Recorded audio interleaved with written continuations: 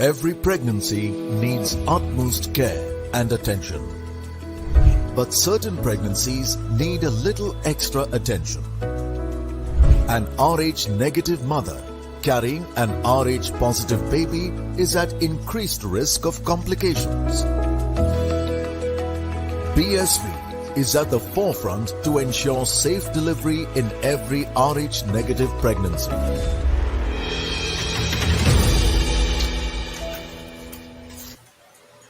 Well, welcome. You're watching The Outside View here by Women's Crick Zone and presented by BSV, Puma, Food and Wellness, and AMRI Hospital. And if you're joining us at this point, you would have witnessed a master class in how to construct an innings at the Women's World Cup. This is the second match between Australia and England. England, of course, winning the toss and putting the Australian women into bat first. As always, joining me to take us through that monumental first innings effort by the Aussies is Julia Price and Brittany Cooper. We have to talk about the partnership first and sort of break down this whole first innings mammoth effort that they put up, because you're watching it and you're watching it, but it just sort of becomes magical as it goes and you don't sort of realize it. Julia, first thoughts, before we of course go into the individual performers. Yeah, well, it was off to a bit of a slow start, I thought, from the Australians, a bit of a sticky deck. It was holding up a little bit and it was going to be tough. So I thought initially maybe our prediction of 280 was going to be a bit too big. But Rachael Haynes, batted beautifully and just took her time and that patience. She hadn't had the best series leading into this. Against England, she'd only scored about 45 runs. So, she's one of those determined characters, and that's where experience comes in, where she just stuck out there, worked hard, and she's going to reap the rewards, not just today, but for the rest of the tournament because of the effort that she put in today. So a great start from the Australians, obviously, with Rachael Haynes getting that 100. Brittany, that's the target. We want to speak about the partnership, and of course we will once we get the scorecard in place and we can sort of take us through that particular batting display by Australia. Clearly a champion effort there, and there we have it. Didn't have to really go through the entire lineup. It's just those two women out there who sort of dictated the proceedings there.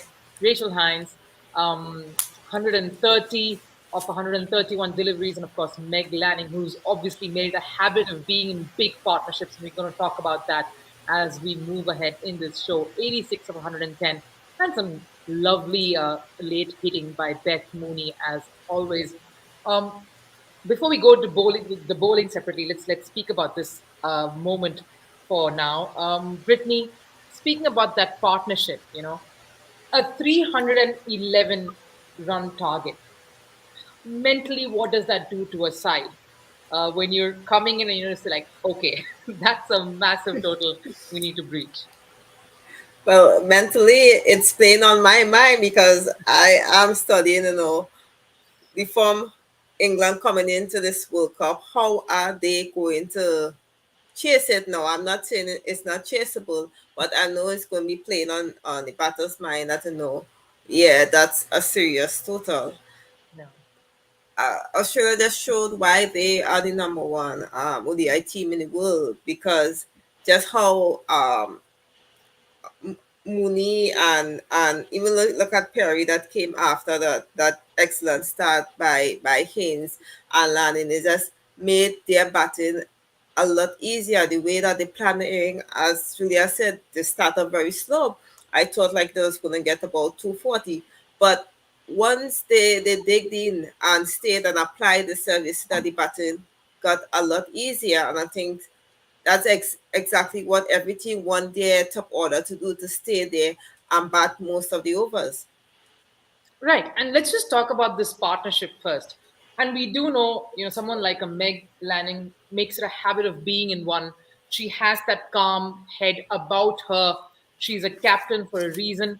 We'll get into, of course, her in a bit. But just speaking about that partnership alone, Julie, take us through that a bit. I think they paced themselves really well, and possibly that left-right combination really sort of helped things along too. Yeah, and the fact that they know each other extremely well. I think they've played together for a long time. They used to play club cricket together in Victoria, so they know each other's games really, really well. They lost Lisa Healy in the 9th over, and you could just see them building into it. And they got to about the 20th over, and you could just see there was a little bit of a switch, I think, where they just sort of started to have the patience and to understand what the wicket was doing and how that they were going to sort of go on from there. They started actually getting 3 scoring shots per over minimum from that point onwards. They just absolutely smoked it. And, you know, that could be anywhere from 12 runs and over, or 18 runs and over, which it wasn't, to just 3 runs and over. So it was constant turning over. There weren't any maidens in between there. Dot balls were really hard to come by. Rachael Haynes particularly took a long time to really get going. She at one stage was 7 off 28 and then ends up nearly at 100% strike rate. So good lesson for your kids out there, you know. You can have a bit of patience and really build into your innings and just really get the read of where things are. And obviously the English attack started to get a little demoralised, I think, you know, thinking where on earth do I bowl and what do I do? And that's the job of a batter is to really make sure you wear down the bowlers in one-day cricket particularly. But yeah, their partnership was fantastic, and then obviously pushed into another partnership after Lanning got out with Mooney as well, another 60-run partnership. So it's amazing how quickly can happen, but those partnerships are so key. And we mentioned before about Tammy Beaumont and her role for the English, and that's exactly what she needs to do, is make sure she can let the rest of the order accelerate off a really good base that you're setting them. And a 200-run partnership, or pretty close to it, is a good way to have a base. Yeah, we'll come into the run chase and we'll look at how they would plan to sort of go at it. But just to reiterate the point that Julia made, and I'm just going to sort of go through the innings progression or the partnership progression in a sense, because they kind of scored the bulk of it. 1 to 10, of course, the power play was 37 for 1, 11 to 20, 40 for no loss, 21 to 30, 62 runs made, at which point they were 139 for 1, 31 for between 31 and 40th over, 71 runs and they ended at 210 for 1, and the last 10 overs 100 runs. That is literally a clinical expression of how to go about business without the fancy shots, without the big hitting, and still reaching 300. Whitney, your thoughts? Exactly as I said earlier, they applied the serve. They didn't play any harsher. They realized that the wicket, the ball was holding a little, and they allowed the serve to give the serve and force the bowlers to make mistakes. I think that's as Julia said earlier on, that is exactly what they needed to do, force the bowlers to make mistakes. In an instance like that, you know, it, as I said, it allowed the middle order, it allowed Mooney to come in and just play her game. Just imagine if Ash Gardner was there, how things, because I'm pretty sure probably if Ash was there, then she maybe would have come in before Mooney. But it just goes to show that, you know, the depth of Australia batting. It for me, it would be amazing to see, you know, on a more batting friendly wicket, how much you will actually get on a normal day. I was really looking for Meg Lanning to make her 100. I'm sure already have 300 in New Zealand, and I know she like these conditions. Because look at her average in New Zealand; it's really, really high, and it's unfortunately to get out to a ball like that, you know, a ball that, you know, you expect to be hit all around the park. But it just goes to show that the leadership roles Australia have in the team, and they understand what is needed to do to win against a team like England. Yes, and it is a day for numbers. And we were speaking about, you know, their innings progression. This is in fact their highest partnership for the second wicket in World Cups. This is their second highest partnership for the second wicket, of course, for Australia. And the highest being, again, Lanning. No surprises there, alongside Healy. That was 225 that they made for the second wicket back in 2019. So fantastic effort there, which sort of leads us to talking about the heroine, the hero of the moment in some sense, Rachael Haynes. Julia, you know, there's a nice little sort of backstory as well when we speak about Haynes. You know, she sort of played till 2013, lost form, sort of contemplated retirement in 2016. And here she is, having scored her first World Cup 100, sort of setting the stage up for Australia. Tell us a bit about what it takes, especially when you're out of form, for a player to sort of go through that emotions like Haynes did. Yeah, it's an awful feeling when you're a batter and you're out of form, and that's what I liked particularly about Rachael today. She personally, she was hitting them like a bit of a dog early, and she was really cheering up some balls, and Alyssa Healy's whacking him around, which was really good and that's where the combinations of different styles and working with your partner in pairs can really get people through an innings. And like I mentioned before, she was 7 off 28. And then started to try and she got the feel of the pitch and started to move around laterally, not necessarily forward. Obviously, Amy Jones pretty much kept up the entire innings up at the stumps, which made it difficult to use your feet as much.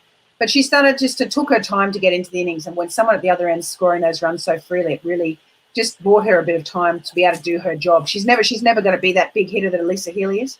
But she was really clear on what her role was, and her role was to stay out there, generate it. The longer she's out there, the better her strike rate's going to get. So for me, she's done an amazing job. It is a great story with her coming back into the team and being made captain back in 2017, a bit of a surprise, and then has really, gone from there with her leadership, being a vice captain to Meg, and a really good foil for Meg as well. She's a very serious, they call Meg Lanning serious Sally, but Rachael Haynes is a pretty serious character herself, and Meg's probably starting to loosen up around Rachael. So the two of them are really good in that vice captaincy role together, and obviously batting together. It was another amazing day for them as well to have that partnership. Julia, you've sort of opened up a very interesting point, and just want to get both your thoughts on it. And Julia, you could sort of follow up on this first because it concerns Australia.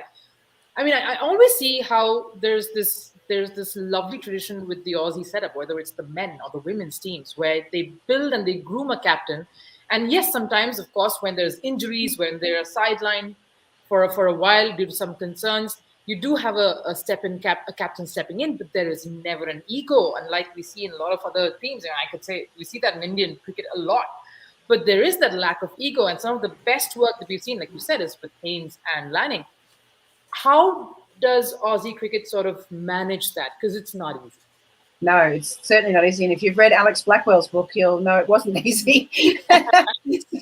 so at the same time, Alex checked her ego because she was vice captain at the time, and Rachael Haynes jumped over the top of her to become the captain. And the good thing is, I suppose people are just so privileged to play for their country, and they realise that it has to be about the team, and it has to be about that. You're not going to stay long in the game if it's about you all the time. So there's an element of being able to, as you say, check your ego and not have that. They all have egos. We all have egos, but they just know when to bring it out and when to, demonstrate that ego, and that's in that confidence and the way that they've batted today, just clinical by them all today. And that's definitely ego, but it's not overconfidence. It's about making sure you don't get too far ahead of yourself. And again, these two have been leading the country beautifully, and that communication with the rest of the team, I think, also makes it just makes everyone feel like that they're going to be part of the process, and they're doing a great job. Brittany, your thoughts, just to add on to this point, because you bring another perspective as well. We've seen how West Indian cricketers are. They're just so relaxed. They love to have a good time, and they love to they enjoy each other's success. Is that something sort of a similar trend from where you come as well? For me, I believe a leader main goal or main role is to create other leaders on the team, right? Because as you said, Alex was vice captain and Rachael come and take over, but it just goes to show that the depth and quality there is in the Australian setup. They have one of the best domestic league, and it just goes to show that when it comes to stepping up, you look at Haynes, look at Alex Blackwell in her tenure, even look at Muni. They're always ready to do the job, and that's great. I don't know if it's the same culture in the West Indies, but sometimes as a captain or as a leader, you have to put aside the ego, because on a team there's so many different personalities, but sometimes there are some adjustments and some sacrifices they have to make to accompany the other personalities on the team. Absolutely. But Brittany, just to carry forward your thoughts on Haynes in particular, coming back to the performance today, what impressed you most about the way she went about her business? Well, I know it was up for discussion that we actually thought that Beth Mooney would have opened, but I guess she proved us all wrong. Yeah. The quality of batting that happened today, it just showed that if you give yourself time, the results will come. Because as Julia said, she started off shaky. She didn't look like as a clean hitter she normally do when opening. But if you look in the middle and the way she ended her innings, it was just flying off the bat. And Yeah. that was because she built the confidence. She built the confidence. And once you allow yourself to in a situation like that to build confidence during the innings, then batting gonna be a piece of cake. Oh, said like a true champion yourself. But speaking of the other person, the person at the other end who made all of this possible as well, Lanning played an amazing role and sort of anchored the whole partnership. Let's talk a bit about her. She's again someone who's known to make those big scores, make those big hundreds. If she gets a good start, there's very little chance of her not making it to that 100-run mark. So she would be disappointed. But Julia, your thoughts on Lanning? Once more, sort of setting the pace for her team. Yeah, I mean, as I said, she's a very aggressive batter. She went around the 80% pretty much the whole way through her innings. She didn't really have to have that time settling in like Rachael did. Obviously, once they lost the wicket of Alyssa Healy, though, it's sort of Meg's role to come in there and be that aggressor as well. She would have been very disappointed to have got out on 86. She absolutely smoked that ball to Tammy Beaumont, but it probably was one of her worst shots of the day, in fact, because it went straight to a fielder. But I don't know, she's really worked on her game. She's one of those people that even though she's this world beater and smashing them, she's still developing new shots and really working on her sweeps and shots that she's not as confident with. And you can see a few of those coming out today, and that's just making her a better and better player. And that's what you want to see, not just in your captain, but all of your teammates. And she's obviously setting a good example for them to keep challenging themselves and keep getting better all the time because, as we've mentioned about this World Cup, it's getting closer and closer all the time. The teams are getting closer, and those little things like that self-improvement is what's going to make the big difference in the end. I heard somewhere that she's got this sort of a casual nickname of Serious Sally because of the level-headedness that she brings to the table. Well, she was pretty much the Serious Sally here today. Brittany, your thoughts on just what a class and what a sort of a benchmark that she has set in not just today, in all of her years as the leader, as a captain, with especially the arts that she brings with it in her batting.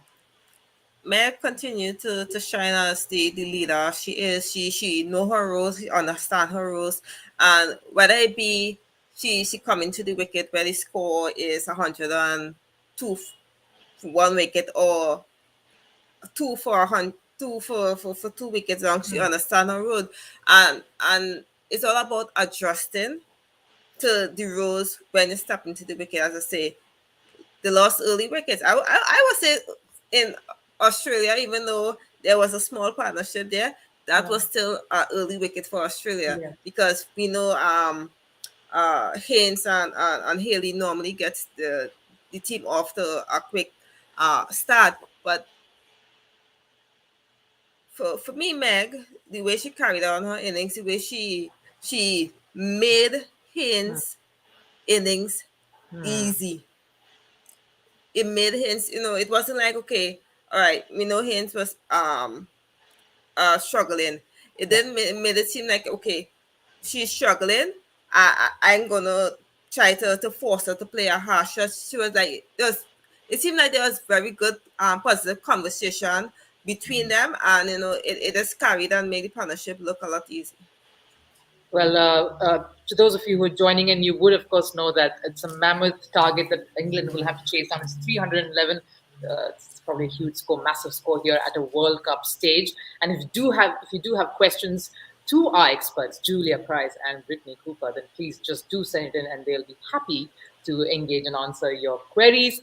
But just to sort of also look a bit of it at the bowling, that sort of suffered a bit today at the hands of some amazing work. And if we could just look at the bowling scorecard just to get an idea of how difficult it was out there for a team that is one of the best sides in the world.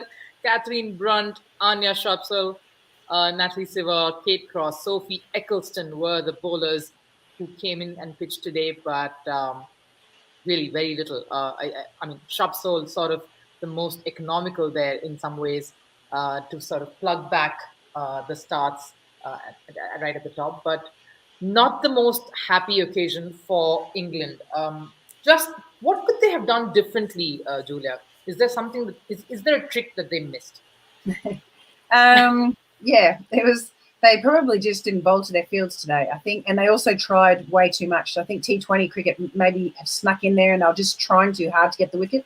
It was certainly a wicket that really helped them early on. If they just got their lengths right and they just kept bowling a little too short or a little too full, if they're just bowling that back of length, which like it was a test match that they played just recently, that sort of length was really tough for Australia. There was still a bit of movement, and your Shrubsole got some good swing as she always does early. But I just think they just probably tried too hard to get the wickets early. 1 for 37, like you said, Brittany.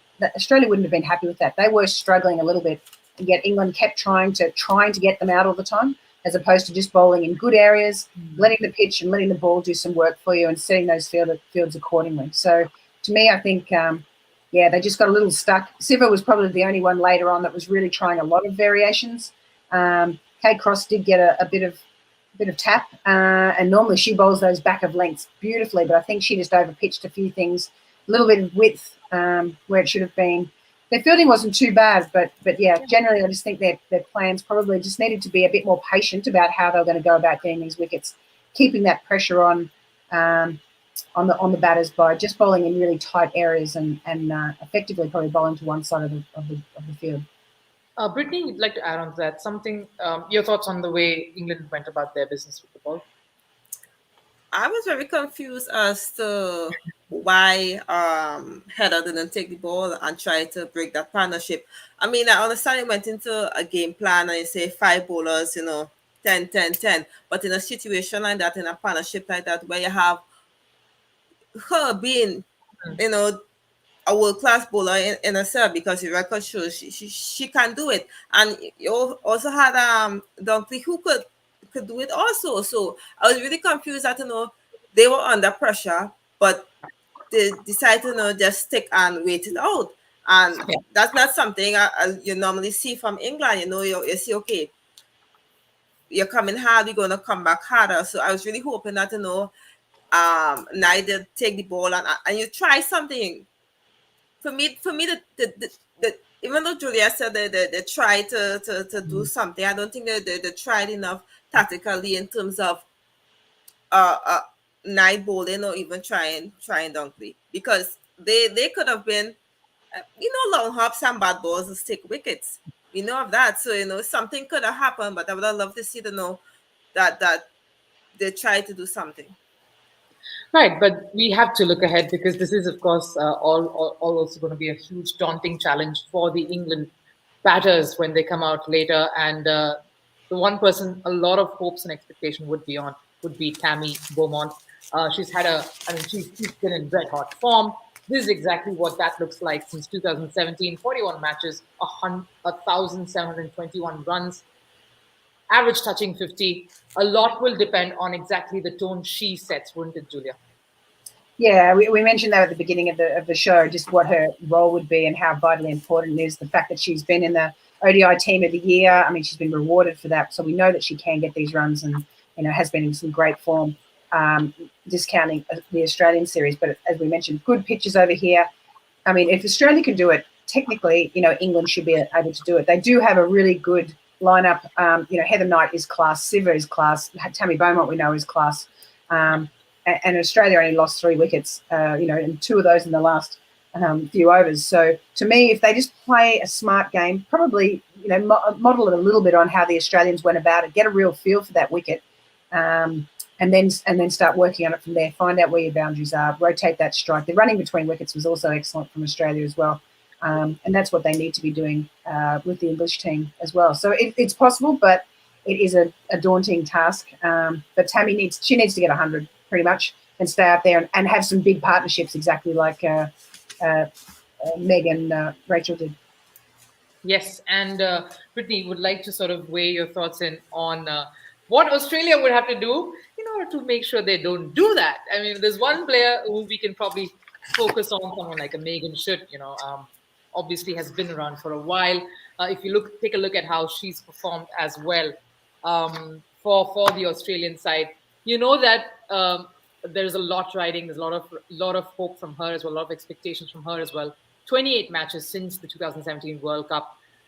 Very healthy economy there. 51 wickets. That's quite mammoth as well. But they'll be really, really comfortably placed to sort of defend this. But what is it that they will have to keep in mind as well? Simple.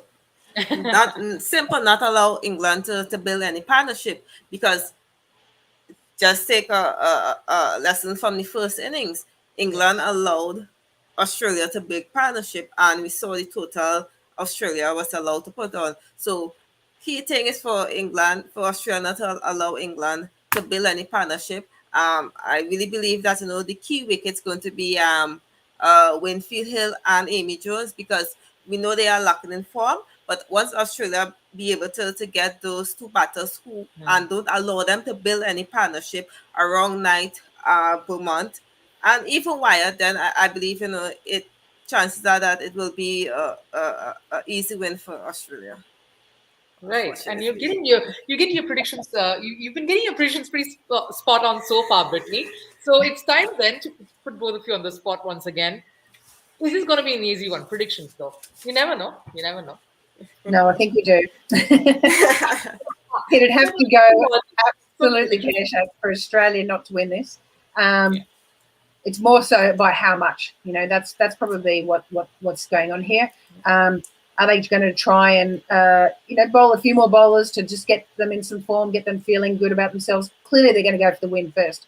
But they want to really stamp their authority on this game. They want to send a real message out to the rest of the group that are playing in this World Cup. They're here to mean business, and this is the current world champions they're going to beat. So they're here to play cricket. So welcome, everyone.